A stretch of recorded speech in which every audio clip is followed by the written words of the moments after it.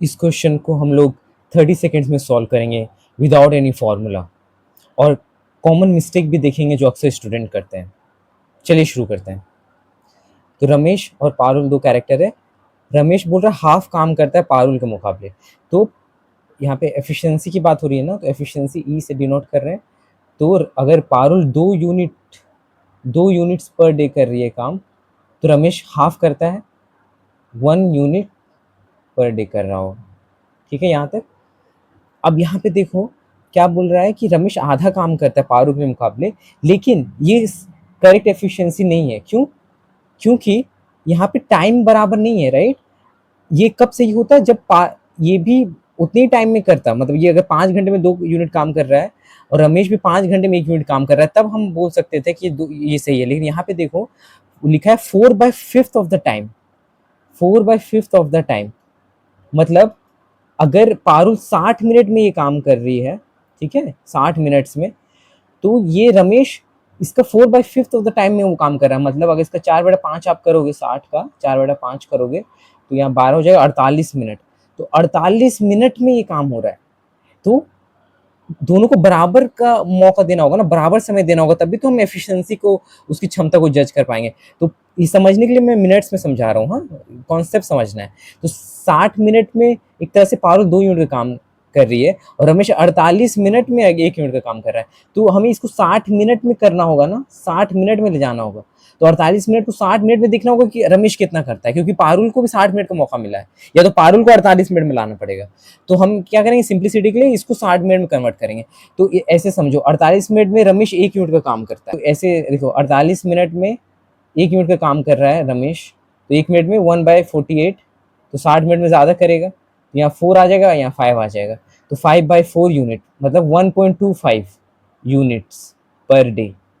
ठीक है। तो हमारे पास क्या आ गया, रमेश और पारुल, इसका एफिशिएंसी का रेशियो क्या आ गया हमारे पास, 1.25 यूनिट पर डे ये हो गया, और ये है 2 unit per day. Parul R और पी से डिनोट कर रहे हैं। तो यहाँ ये देखो थोड़ा ज़्यादा हो गया ना, 1 से थोड़ा ज़्यादा वैल्यू हो गया, क्योंकि इस दोनों का समय बराबर होना चाहिए। अब हम लोग सॉल्व करेंगे। If together Ramesh and Parul take 24 days to complete the work, तो बोल रहे हैं दोनों मिलकर 24 दिन में कंप्लीट कर देते हैं काम को, मिलकर। तो मिलकर मतलब दोनों मिलकर करेंगे, तो दोनों की एफिशिएंसी ऐड हो जाएगी। तो 1.25 और 2 ऐड हो जाएगी, तो कितना हो जाएगा, 3.25 यूनिट काम होने लगेगा हर दिन। और यहाँ से हम लोग टोटल वर्क निकालेंगे, क्या हो जाएगा, हर दिन 3.25 यूनिट का काम हो रहा है, तो 24 दिन तक काम हुआ होगा। तो 3.25 को 24 से आप गुना कर दोगे, तो यही तो टोटल वर्क हो जाएगा ना।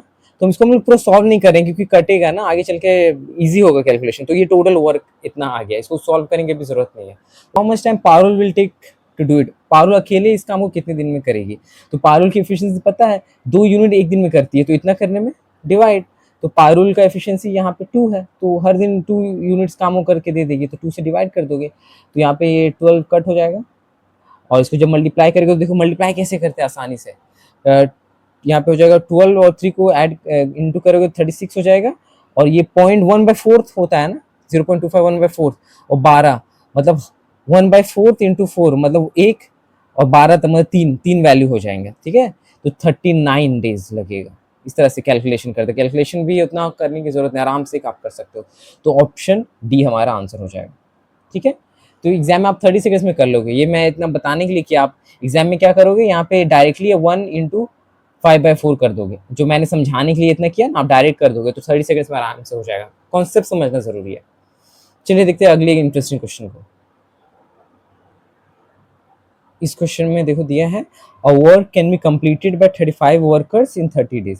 तो 35 वर्कर किसी काम को 30 डेज में करते हैं। यहाँ पे एटलीस्ट हम लोग टोटल वर्क निकालने की कोशिश करेंगे। तो कैसे करेंगे, हम लोग क्या एज्यूम कर लेंगे कि एक वर्कर एक दिन में 1 यूनिट पर डे का काम करता है। ठीक है। एक वर्कर 1 यूनिट एक दिन में काम करता है, तो 35 वर्कर कितना करने लगेंगे, 35 यूनिट्स, 35 यूनिट्स एक दिन में काम करने लगेंगे। और 30 डेज तक काम किया गया, तब जाकर काम कंप्लीट हुआ है। तो 35 यूनिट का काम हर दिन होना शुरू हो गया, तो 30 डेज तक कितना काम हो जाएगा, मल्टीप्लाई। तो टोटल वर्क क्या हो जाएगा, 35 एक दिन में हुआ, फिर दूसरे दिन 70, फिर 105, फिर 140, 35 ऐड होते चल जाएंगे। तो उतना ऐड नहीं करना है 30 दिन तक, सिंपली हम मल्टीप्लाई कर देंगे। 30 से, तो इसको जब आप सॉल्व करोगे तो कितना होगा 1050 यूनिट्स। ये टोटल काम हमारे पास यहाँ पे आ चुका है। ठीक है, ये टोटल वर्क आ गया। अब आगे बढ़ेंगे, अब क्वेश्चन में जो बोलेगा उसके हिसाब से कर देंगे। देखो क्या इंटरेस्टिंग चीज़ दिया है, if 5 workers leave after every 10 days then how many days work will completed. तो वर्क कितने दिन में कंप्लीट होगा? हर 10 दिन के बाद 5-5 वर्कर भाग जाते हैं, ठीक है ना। तो आप बताओ, अभी तो वर्क 35 अभी तो वर्क 30 दिन में कंप्लीट हो रहा है ना, तो 30 दिन लगेगा या 30 से ज्यादा लगेगा या 30 से कम लगने वाला है? 30 से ज्यादा लगेगा। क्यों? क्योंकि अब हर दिन, हर 10वें दिन वर्कर्स चल जा रहे, तो वर्कर की संख्या घटती जाएगी ना विथ हर 10 डेज, तो 30 दिन से ज्यादा होने वाली है। तो ऑप्शन भी उसी तरह दिया है, इसको विजुअलाइज करके सॉल्व कर लेंगे। तो शुरुआत के 10 दिन, शुरुआत के 10 दिन, फिर उसके बाद के 10 दिन, फिर उसके बाद के 10 दिन, इस तरह से चीज़ें होंगी। तो शुरुआत के 10 दिन तो सब रहेंगे ना, 10 दिन के बाद जाना शुरू होंगे। तो कितने वर्कर रहेंगे शुरुआत में? 35 वर्कर रहेंगे हमारे पास, 35 पूरे के पूरे रहेंगे। और उनकी एफिशिएंसी कितनी है?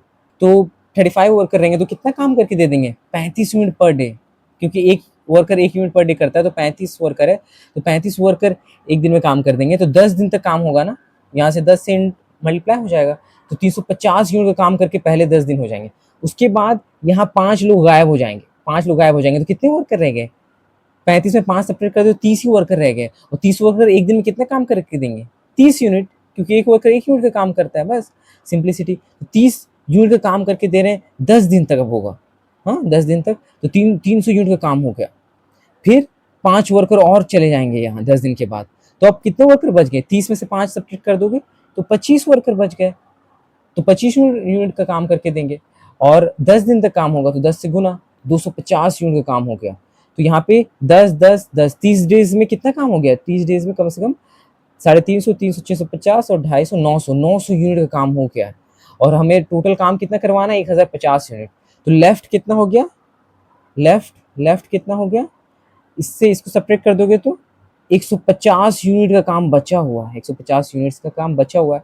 तो अब यहाँ से शुरू होगा ना, 30 दिन के बाद से, यहाँ से, तो 30 दिन के बाद से 150 यूनिट का काम करवाना है। ठीक है। और कितना वर्कर रहेगा? 5 और कम हो जाएंगे, तो 25 में से 5 चला जाएगा, तो 20 वर्कर से अब काम करवाना है। कितना? 150 यूनिट का। तो बताओ कितने दिन लगेंगे?